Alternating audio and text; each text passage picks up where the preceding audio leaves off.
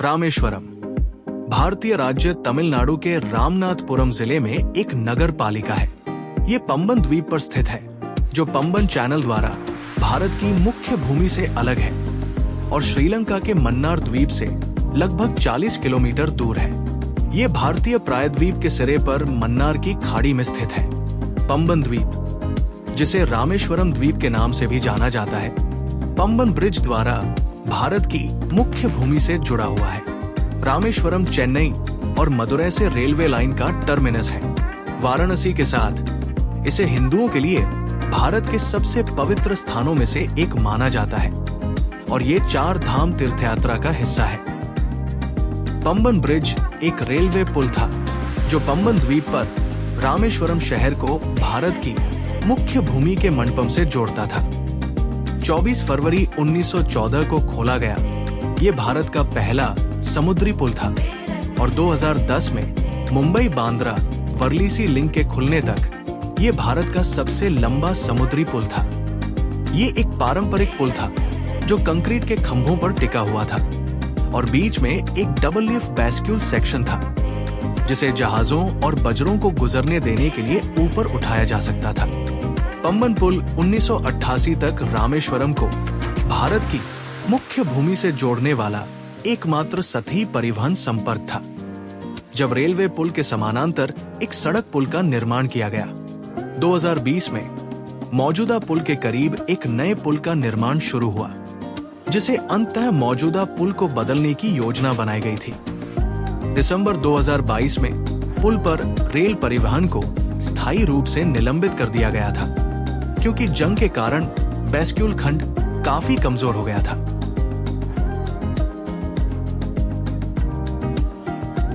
Doctor APJ Abdul Kalam राष्ट्रीय स्मारक भारत गणराज्य के वैज्ञानिक और पूर्व राष्ट्रपति एपीजे अब्दुल कलाम को समर्पित एक स्मारक है जो रामेश्वरम के पेकरुम्बु में स्थित है।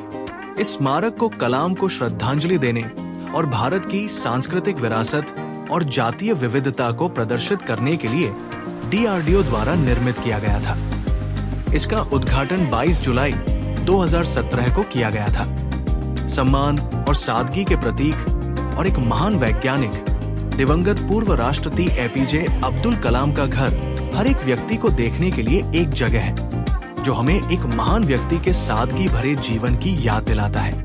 ये घर रामेश्वरम की मस्जिद गली में स्थित है, जहां उनका जन्म और पालन पोषण हुआ था, जिसमें उनके बचपन से लेकर उनके विद्वत्तापूर्ण कार्यों तक की कई तस्वीरें, प्रमाण पत्र, डॉक्टरेट, सम्मान और पुरस्कार रखे हुए हैं। अग्नि तीर्थम रामेश्वरम में एक समुद्र तट है जो आपको रामायण की कहानी से मोहित कर देगा।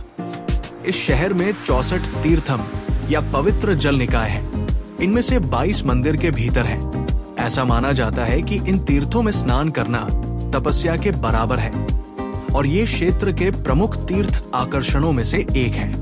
इन तीर्थों में से अग्नि तीर्थम को प्राथमिक समुद्र तट माना जाता है जो मंदिर से जुड़ा हुआ है। ये मंदिर के सामने पूर्वी समुद्र तट पर स्थित है। रामनाथ स्वामी मंदिर हिंदू भगवान शिव को समर्पित एक हिंदू मंदिर है जो रामेश्वरम द्वीप पर स्थित है। ये 12 ज्योतिर्लिंग मंदिरों में से एक है। परंपरा के अनुसार रामनाथ स्वामी मंदिर के लिंगम की स्थापना और पूजा भगवान राम ने श्रीलंका के द्वीप राज्य लंका में राम सेतु नामक पुल को पार करने से पहले की थी।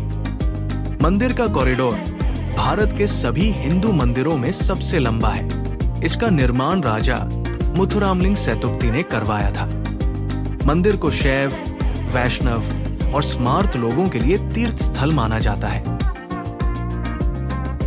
रामनाथ स्वामी मंदिर अपने आप में हर पर्यटक के लिए एक आनंद है। अपनी शानदार भव्य संरचना, लंबे गलियारों, सुंदर नक्काशीदार स्तंभों के साथ सुशोभित है। मंदिर अपनी भव्य संरचना, राजसी मीनारों, जटिल मूर्तिकला और गलियारों के लिए जाना जाता है, जो इसे एक वास्तुशिल्प चमत्कार बनाते हैं। मंदिर में पूजे जाने वाले मुख्य देवता लिंगम के रूप में है। यहाँ नंदी की एक मूर्ति भी है, जो एक विशाल मूर्ति है जो लगभग 17.5 फीट ऊंची है। दक्षिण भारत के सभी प्राचीन मंदिरों की तरह ये मंदिर चारों तरफ से विशाल दीवारों से घिरा हुआ है, जिसकी ऊंचाई लगभग 865 फीट से 657 फीट है। रामेश्वरम मंदिर के बाहरी गलियारे को दुनिया में सबसे लंबा माना जाता है। सभी गलियारों की कुल लंबाई 3850 फीट है।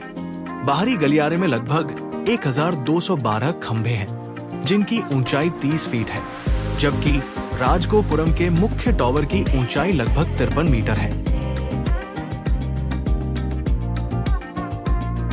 राम तीर्थम। इस तीर्थम से जुड़ी कई मिथक और कहानियां हैं। कुछ लोगों का मानना है कि श्री राम ने यहाँ तालाब में स्नान किया था और श्रीलंका जाने से पहले कुछ देर आराम किया था। उन्होंने समुद्र के विशाल विस्तार को देखकर अंदाजा लगाया था कि वे श्रीलंका कैसे जाएंगे। कुछ लोगों का मानना है कि विभीषण ने श्री राम से यही मुलाकात की थी। पंचमुखी हनुमान मंदिर भगवान हनुमान को समर्पित है। ऐसा कहा जाता है कि भगवान ने यहाँ अपने 5 चेहरे प्रकट किए थे, इसलिए हनुमान की मूर्ति को 5 मुखों के साथ दर्शाया गया है, जिनमें बीच में भगवान हनुमान के साथ साथ भगवान नरसिंह, भगवान आदिवरा, भगवान गरुड़ और भगवान हयग्रीव के चेहरे हैं। लक्ष्मण तीर्थम का निर्माण भगवान राम के भाई लक्ष्मण की स्मृति में किया गया था। भगवान लक्ष्मण की पवित्र पूजा करने के लिए रामेश्वरम में ही इस मंदिर का निर्माण किया गया है, जो दर्शाता है कि भगवान राम के वंश में भगवान लक्ष्मण को एक मूल्यवान स्थान दिया गया था।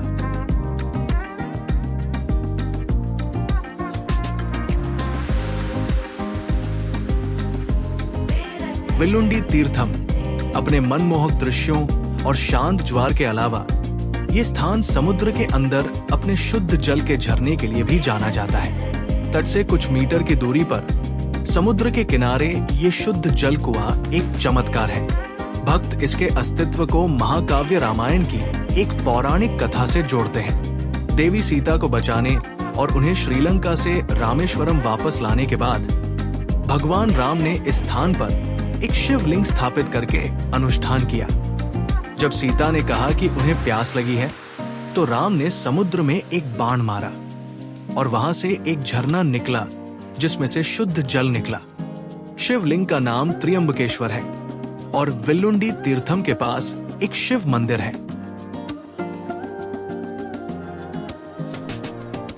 रामर पदम भगवान राम के पैरों के निशान को समर्पित एक मंदिर के रूप में पर्यटकों के बीच प्रसिद्ध है।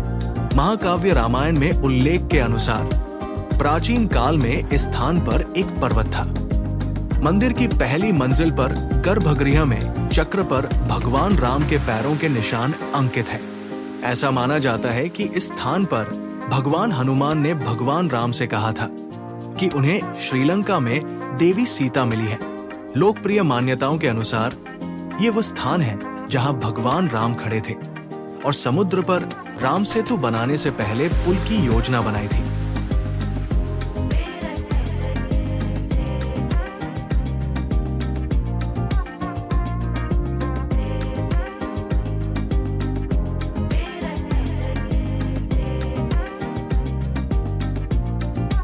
विभीषण मंदिर या कोठंडा स्वामी मंदिर माना जाता है कि ये वो स्थान है जहां रावण के छोटे भाई विभीषण ने राम और उनकी वानर सेना से शरण मांगी थी।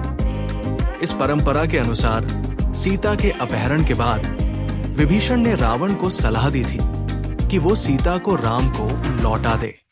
हालांकि रावण ने सलाह नहीं मानी, जिसके कारण विभीषण लंका से भाग गए और राम की सेना में शामिल हो गए। रामेश्वरम से 13 किलोमीटर की दूरी पर स्थित ये मंदिर द्वीप का सबसे दक्षिणी छोर है। ये मंदिर 1964 के चक्रवात से बची एकमात्र ऐतिहासिक संरचना है, जिसने धनुष कोड़ी को बहा दिया था। मंदिर में राम, लक्ष्मण, सीता, हनुमान और विभीषण की मूर्तियां हैं। ये मंदिर समुद्र से घिरा हुआ है और पर्यटकों के आकर्षण का केंद्र बना हुआ है।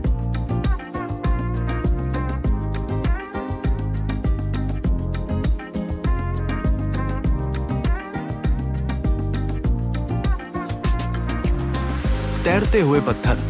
किंवदंती है कि हिंदू महाकाव्य रामायण के भगवान राम ने अपनी पत्नी सीता को बचाने के लिए श्रीलंका पहुंचने के लिए एक पुल बनाया था। यहाँ तैरते हुए पत्थरों को इस पौराणिक पुल के अवशेष कहा जाता है, जिसे अक्सर राम का पुल या एडम का पुल कहा जाता है।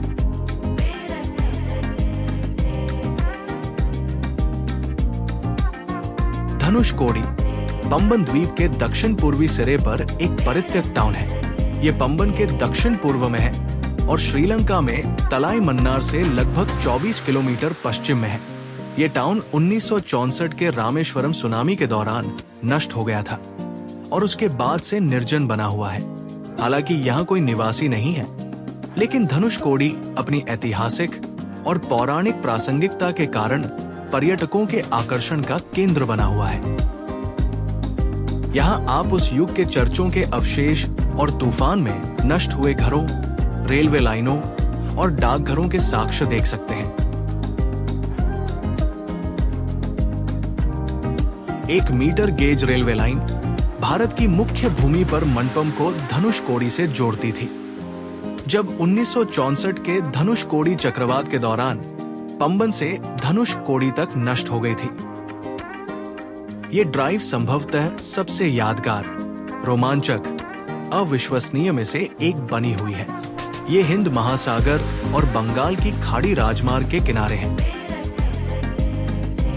अरीचल मुनाई रामेश्वरम द्वीप के सिरे पर स्थित है। इस समुद्र तट पर बंगाल की खाड़ी और हिंद महासागर का विलय होता है, जिसे तमिल में अरीचल मुनाई के नाम से जाना जाता है। धनुषकोडी समुद्र तट हर दिन हजारों पर्यटकों को आकर्षित करता है। धनुषकोडी बीच पर आज भी कई पर्यटक आते हैं। समुद्र तट का मुख्य आकर्षण राम सेतु दृश्य बिंदु है, जिसे एडम ब्रिज के नाम से भी जाना जाता है, जिसके बारे में कहा जाता है कि हिंदू किंवदंती के अनुसार इसका निर्माण भगवान राम के लिए वानरों की सेना ने किया था। अगर आपको ये वीडियो पसंद आए तो कृपया चैनल को सब्सक्राइब करें और वीडियो को लाइक करें। कमेंट करके हमें बताएं कि आपको ये वीडियो कैसा लगा। हम फिर मिलेंगे ऐसे ही मजेदार वीडियो के साथ। आपका बहुत बहुत धन्यवाद।